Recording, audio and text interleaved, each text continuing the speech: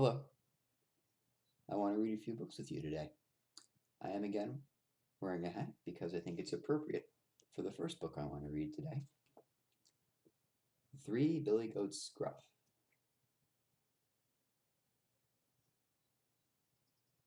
Or 3 strikes, you're out.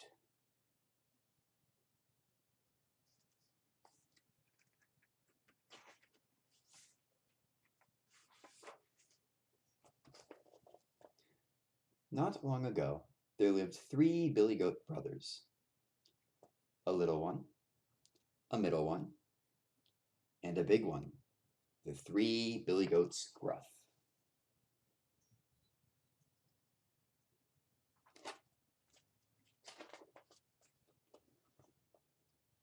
The Billy Goat brothers never stopped nibbling. Day and night, they nibbled everything in sight. Then, when everything in sight was gone, they went somewhere else, looking for more things to nibble.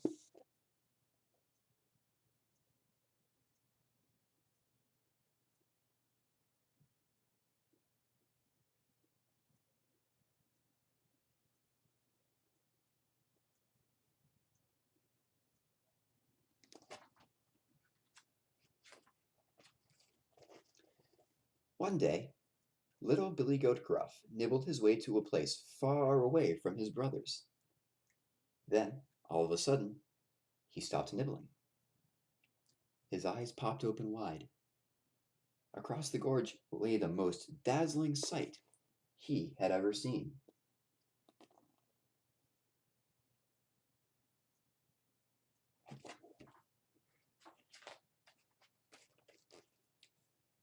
Ooh, now that's a treat, squeaked little Billy Goat Gruff.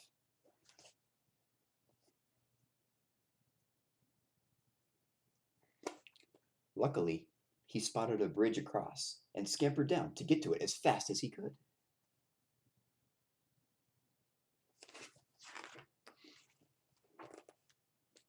But beneath that bridge lived a grumpy troll who was always monstrously hungry.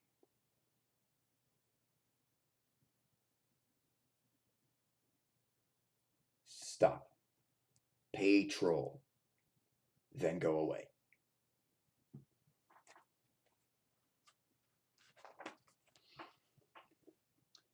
Little Billy Goat Gruff trotted onto the troll's bridge. His little feet went clip, clop, clippity clop over the troll's head. The troll stirred in his bed when he heard clippity clop overhead, and then in a growly voice he said, Billy Goat footsteps clippity clop. Sounds like breakfast up on top. I'll gobble him up and down he'll roll with milk and sugar in a cereal bowl.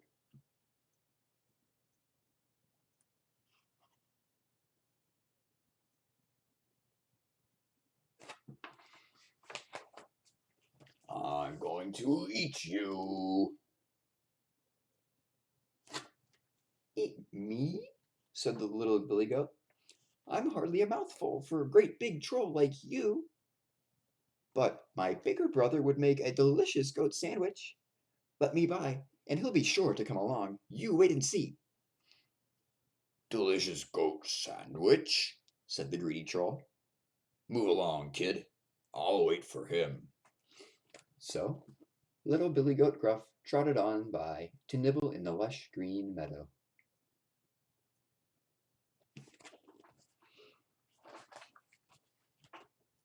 Soon, the other 2 Billy Goat brothers began to worry. Where's little Billy Goat? Asked middle Billy Goat Gruff. He's wandered off again, has he?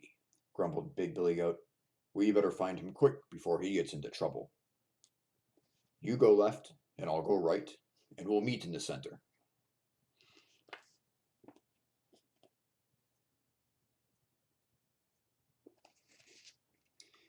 Middle Billy Goat Gruff found his little brother nibbling away in the meadow. Ooh, that looks tasty, said Middle Billy Goat Gruff. He spotted the troll's bridge and scrabbled down to get to it as fast as he could.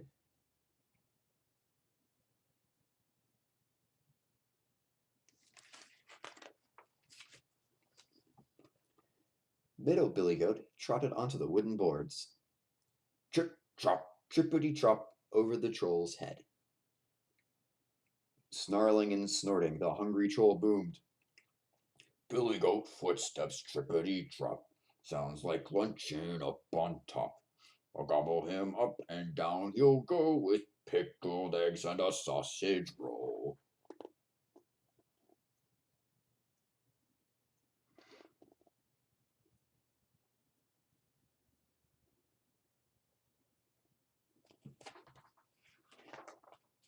I'm going to eat you. Who? Me? Said little Billy Goat Gruff. I'm hardly a snack for a mighty troll like you. But my big brother would burst your belly. Let me by, and he'll be sure to come along. You wait and see.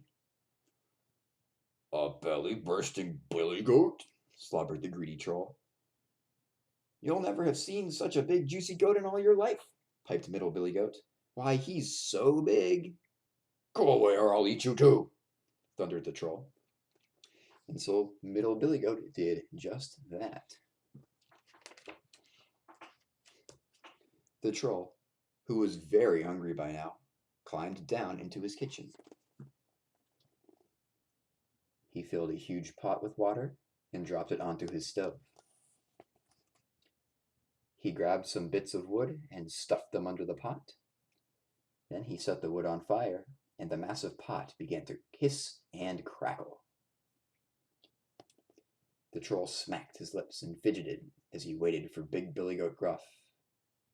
And he waited, and waited, and waited, and just as the pot began to boil, stomp, stomp, went Big Billy Goat's feet. Stomp, stomp, stompity stomp, over the troll's head. The troll burst open his trapdoor, bellowing, Billy Goat footsteps, stompity stomp. Sounds like dinner up on top. I'll gobble him up and down he'll drop to the bottom of my belly with a mighty plop. But stomp, stomp, stompity stomp. Stompity stompity whop.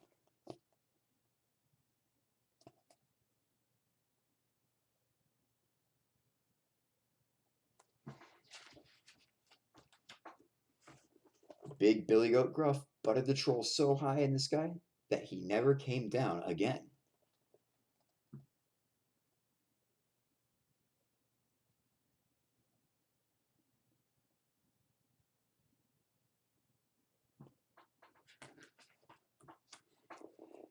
And so, the three Billy Goats Gruff spent the rest of their days nibbling and nibbling and nibbling until they could nibble no more.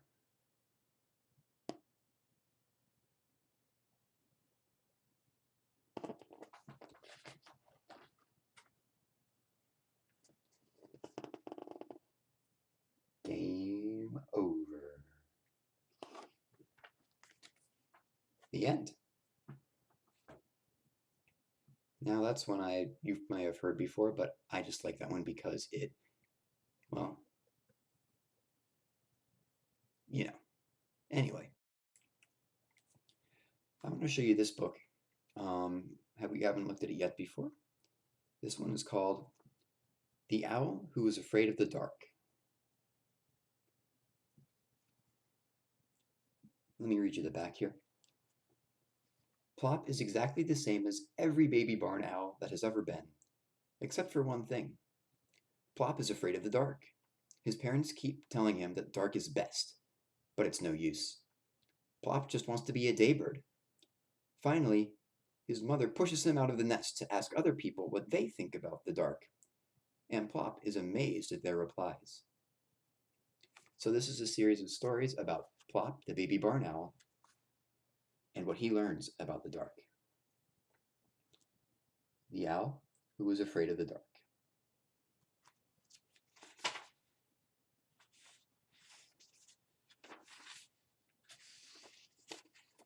Chapter 1.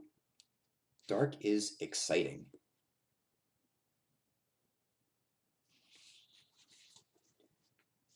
Plop was a baby barn owl, and he lived with his mummy and daddy at the top of a very tall tree in a field. Plop was fat and fluffy. He had a beautiful heart-shaped ruff. He had enormous round eyes. He had very knackety knees. In fact, he was exactly the same as every other baby barn owl that has ever been, except for one thing. Plop was afraid of the dark. "You can't be afraid of the dark," said his mummy. "Owls are never afraid of the dark." "This one is," Plop said. "But owls are night birds," she said. Plop looked down at his toes. "I don't want to be a night bird," he mumbled. "I want to be a day bird." "You are what you are," said Mrs. Barn Owl firmly. "Yes, I know," agreed Plop. "And what I are is afraid of the dark." "Oh dear," said Mrs. Barn Owl. It was clear that she was going to need a lot of patience. She shut her eyes and tried to think how best she could help Plop not be afraid. Plop waited. His mother opened her eyes again. "Plop, you are only afraid of the dark because you don't know about it. What do you know about the dark?" "It's black," said Plop. "Well, that's wrong for a start. It can be silver or blue or gray or lots of other colors, but almost never black," said his mummy. "What else do you know about it?" "I don't like it," said Plop. "I do not like it at all." "That's not knowing something," said his mother. "That's feeling something. I don't think you know anything about the dark at all." "Dark is nasty," Plop said loudly. "You don't know that. You have never had your beak outside the nest hole after dusk. I think you had better go down into the world and find out a lot more about the dark before you make up your mind about it." "Now?" said Plop. "Now," said his mother. Plop climbed out of the nest hole and wobbled along a branch outside. He peeped over the edge. The world seemed to be a very long way down. "I'm not a very good lander," he said. "I might spill myself." "Your landing will improve with practice," said his mother. "Look, there's a little boy down there on the edge of the wood collecting sticks. Go and talk to him about it." "Now?" said Plop. "Now," said his mother. So Plop shut his eyes, took a deep breath, and fell off his branch. His small white wings carried him down, but as he said, he was not a good lander. He did 7 very fast somersaults past the little boy. "Ooh!" cried the little boy. "A giant Catherine wheel!" "Actually," said the Catherine wheel, picking himself up, "I'm a barn owl." "Oh, yes, so you are," said the little boy with obvious disappointment. "Of course, you couldn't be a firework yet. Dad says we can't have the fireworks until it gets dark. Oh, I wish it would hurry up and get dark soon." "You want it to get dark?" said Plop in amazement. "Oh, yes," said the little boy. "Dark is exciting. And tonight is especially exciting because we're going to have fireworks." "What are fireworks?" asked Plop. "I don't think owls have them, not barn owls anyway." "Don't you?" said the little boy. "Oh, you poor thing.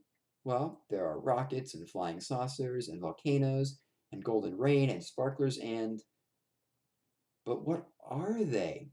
begged Plop. "Do you eat them?" "No," laughed the little boy.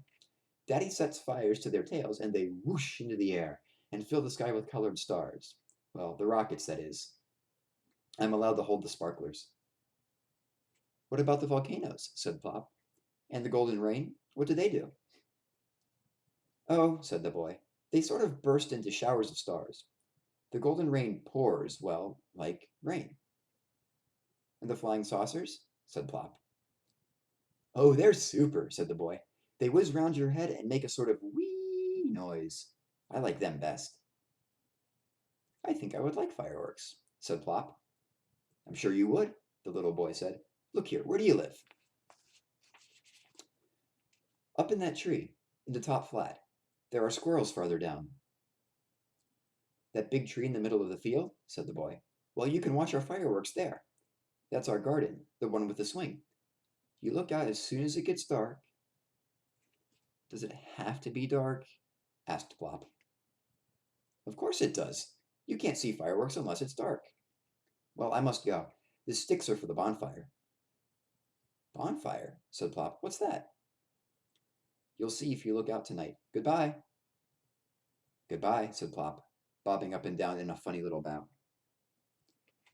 He watched the boy run across the field and then took a little run himself, spread his wings, and fluttered up to the landing branch. He slithered along it on his tummy and dived head first into the nest hole. Well, said his mother, the little boy says dark is exciting. And what do you think, Plop? I still do not like it at all, said Plop, but I'm going to watch the fireworks, if you will sit by me. I will sit by you, said his mother. So will I, said his father, who had just woken up. I like fireworks. So that is what they did.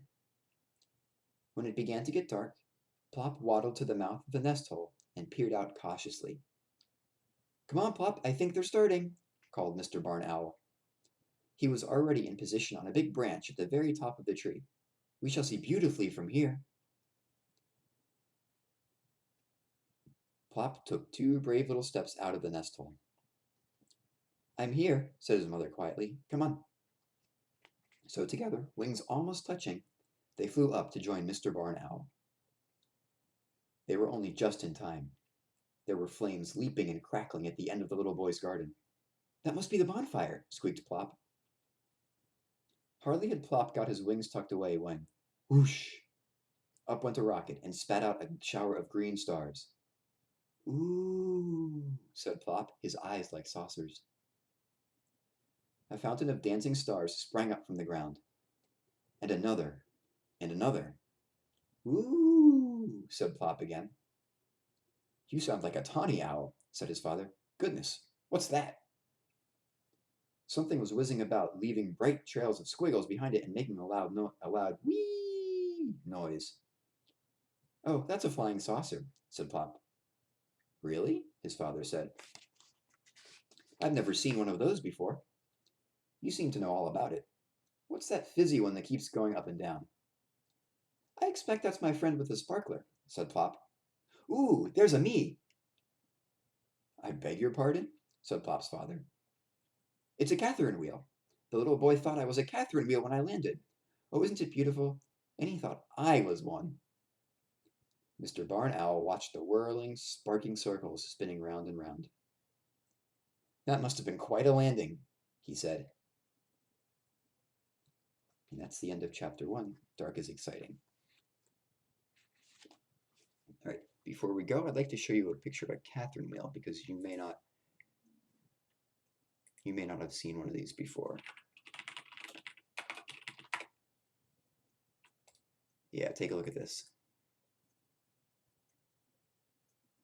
Let's see.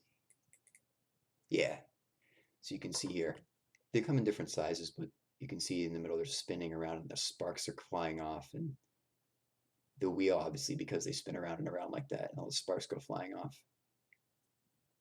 I do feel like I have to mention that if you are going to be using fireworks, they are very dangerous and you should not do them unless there's an adult nearby. In fact, you're probably too young to be using them anyway. But definitely do not go near them unless there is an adult with you. I hope you enjoyed that. I will see you next time.